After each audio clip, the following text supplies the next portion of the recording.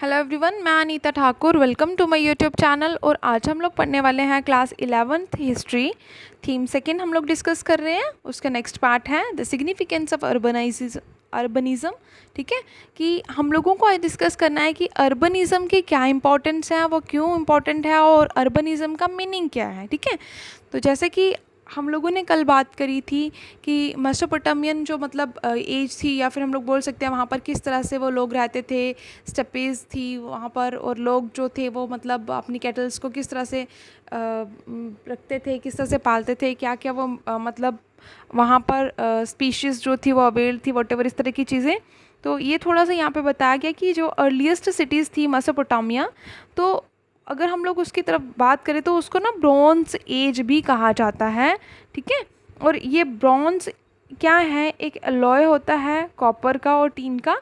Alloy क्या होता है, जो कुछ मेटल्स के मिक्सचर से बनता है, उसे क्या कहा जाता है, एलॉय कहा जाता है। और ब्रॉन्ज को कहाँ कहाँ यूज़ किया जाता था, मेटल्स पर्पसेस के लिए, जहाँ पर मतलब ग्रेटर डिस्टेंस कुछ टूल्स बनाए जाते थे इसके, जो कि कारपेंट्री के लिए यूज़ किए जाते, ड्रिलिंग के लिए यूज़ किए जाते, कार्विंग स्टोन सील्स के लिए यूज़ किए जाते, शेल्स को कट करने के लिए यूज़ किए जाते। ठीक है, मेसोपोटामियन वेपन्स के लिए यूज़ किए जाते इवन। तो और साथ में स्पीयर्स बनाने के लिए, जो इनकी एग्जांपल्स जो हैं वो आगे नेक्स्ट आप लोगों को बताती चलूँगी साथ साथ में। तो अब हम लोग बात करेंगे कि अर्बनिज़म जो था उसकी क्या इम्पोर्टेंट थी। जैसे कि अगर हम लोग बात करें सिटीज़ की और टाउन्स की, वो जस्ट एक प्लेसेस नहीं है जहाँ पर लार्ज पॉपुलेशंस रहती हैं। मतलब कहने का ही मतलब है, पहले टाइम पर क्या होता था, अर्बनिज़म को डेजिग्नेट किया जाता था, ये बताया जाता था कि अर्बन एक ऐसा प्लेस है जहाँ मतलब जहाँ पर बहुत ज़्यादा पॉपुलेशन रहती है, उसको टाउन्स और सिटीज़ में मतलब कहा जाता है कि ये टाउन्स और सिटीज़ हैं। लेकिन ऐसा नहीं है। अब जैसे कि यहाँ पर बताया गया है कि इसके लिए इम्पॉर्टेंट है कि अगर टाउन और सिटी को हम लोग अपने लेवल पर डेजिग्नेट करें तो उसके लिए इकोनॉमिक डेवलपमेंट होनी चाहिए हर एक स्फीयर में। सिर्फ और सिर्फ फूड प्रोडक्शन होना ज़रूरी नहीं है एक सिटी और टाउन को फॉर्मेशन के लिए। उसमें हर एक तरह के जो लोग वहाँ पर रहते हैं, क्लस्टर इन टाउन्स, जो भी मतलब अलग अलग तरह के सभा के लोग रहते हैं, या फिर अलग अलग तरह की यूनियन जो फॉर्म करी जाती है वहाँ पर, उनको हर एक तरह का एडवांटेज जो है वो सिटी से प्रोवाइड हो सके। अर्बन इकोनॉमीज़ जो हैं उसमें क्या क्या आते हैं, सिर्फ फूड प्रोडक्शन नहीं आती है। अर्बन इकोनॉमीज़, अर्बन एरियाज़ में ट्रेड भी होना चाहिए, मैन्युफैक्चरिंग भी होनी चाहिए, सर्विसेज भी लोगों को ईजिली प्रोवाइड होनी चाहिए। और सिटी पीपल जो हैं, मतलब सिटी के रहने वाले जो नागरिक हैं या लोग हैं, उनको ना वो पूरी तरह से सेल्फ सफिशिएंट होने चाहिए। वो किसी भी प्रोडक्ट के लिए अदर सिटी या अदर विलेज के ऊपर डिपेंड ना हो, और उसके उस सिटी के नियर बाय जो भी विलेजेस हों वो डिपेंड हों उस एरिया पर, ताकि वो अपनी नेसेसिटीज़ को फुलफ़िल कर सकें। ऐसा नहीं है कि हाँ सिटी में रहने वाले लोग जो हैं वो अपने एरिया को छोड़ के दूसरे एरिया से जाके कुछ चीज़ें गैदर करें, ऐसा नहीं होना चाहिए। ठीक है, नेक्स्ट यहाँ पर बताया गया है कि stone seal requires bronze tools.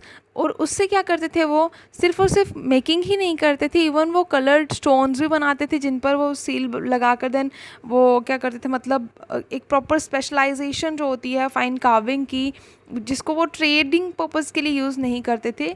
Bronze tools जो भी मेकिंग करी जाती थी उनको रेगुलरली एक मतलब सप्लाईज़ की ज़रूरत होती थी। किस किस की सप्लाईज़ की ज़रूरत होती थी, चारकोल की, जो कि फ्यूल के लिए यूज़ किया जाता था।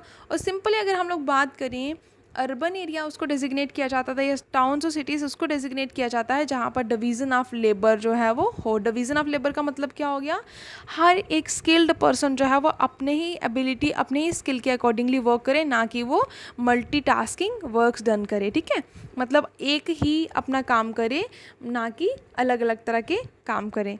और उसके बाद यहाँ पर बताया गया है कि ये एक सोशल ऑर्गेनाइजेशन होती है, और फ्यूल मेटल्स और अदर स्टोन्स जो हैं, वुड एट्सेट्रा जो होंगे, ये अलग अलग प्लेसेस से इकट्ठे किए जाते हैं ताकि सिटीज़ में मैन्युफैक्चरिंग हो सके, उसको बनाया जा सके।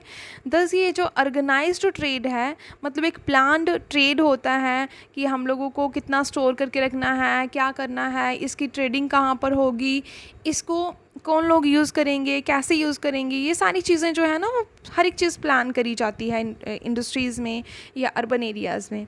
नेक्स्ट यहाँ पर बताया गया उनकी जो भी डिलीवरीज़ हैं ग्रेन्स की और अदर फूड आइटम्स की, वो कौन से विलेजेस से लेनी है ताकि वो सिटीज़ तक पहुँचाई जा सके। फूड सप्लाईज़ जो हैं उनको स्टोर करना बहुत ज़रूरी है, और साथ में ये भी कि हाँ उनको किस तरह से किस तरीके से शेयर करना है, किस तरह से उसको डिस्ट्रीब्यूट करना है। और बहुत सारी ऐसी एक्टिविटीज़ भी थी जो मतलब कोऑर्डिनेट कर रही थी, एक दूसरे के साथ बिल्कुल जुड़ी हुई थी। ठीक है, उसके बाद यहाँ बताया गया कि बहुत सारे ऐसे सिर्फ़ और सिर्फ यहाँ पर स्टोन्स ही नहीं फॉर्म करे जा रहे थे, साथ ही ब्रॉन्ज टूल्स भी बनाए जा रहे थे, जैसे कि पॉट्स जो थे वो अवेलेबल थे किसके लिए, सील कटर्स के लिए। और ऑब्वियसली अगर हम लोग बात करें, ये एक ऐसा सिस्टम था जिसमें लोग जो थे वो क्या करते थे, कमांड देते थे और क्या करते थे, उनको ओबे करते थे। उसके बाद अर्बन इकोनॉमीज़ जो थी उनको रिटन रिकॉर्ड्स की ज़रूरत पड़ना शुरू हो गई। ठीक है, तो ये सारी चीज़ें जो हैं वो हम लोग को पता चलती हैं इसके थ्रू, मतलब अर्बनिज़म का सिग्निफिकेंस, उसकी इम्पोर्टेंट जो है वो यहाँ से पता चलती है। ये देखिए यहाँ पर एक वर्का हेड की एक एग्जांपल दी गई है कि किस तरह से उन्होंने एक ब्यूटीफुल स्कल्पचर बनाई है, मतलब एक piece of world famous piece है ये, जिसमें कि हमें यह पता चलता है कि किस तरह से उन्होंने एक वुमेन का माउथ, चिन और चीक्स को बिल्कुल क्लियरली यहाँ पर इलस्ट्रेट किया है, बताया गया है, और एक हार्ड स्टोन के ऊपर उसको फॉर्म किया गया है। और हम लोग ये बोल सकते हैं कि ये एक प्रॉपर स्टोन एज भी कह सकते हैं हम लोग इसे। स्पेशलिस्ट लोग थे जो इसको मतलब प्रॉपरली प्रोड्यूस करे थे, एक पीस ऑफ स्कल्पचर को फॉर्म किया गया था। I think it's enough for today. Thanks for listening and stay blessed always.